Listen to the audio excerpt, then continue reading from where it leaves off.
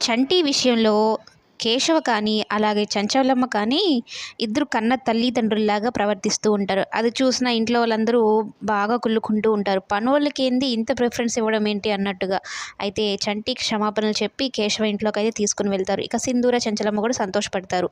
అయితే ఎప్పుడూ లేని విధంగా చంచలమ్మని ఈ సీన్‌లో మనం చూడొచ్చు. ఎంతో సంతోషంగా, సరదాగా ఉంటుందనమాట. తన భర్తతో కూడా జోకులేస్తూ ఉంటుంది.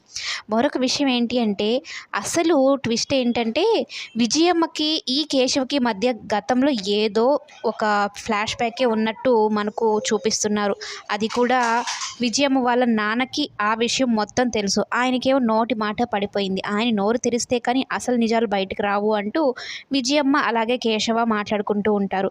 ఈ కేశవ కూడా ఏం చెప్తారంటే, మీ నాన్న మాట్లాడితేనే నా గుండెల్లో ఉన్న బరువంతా తగ్గిపోతుంది.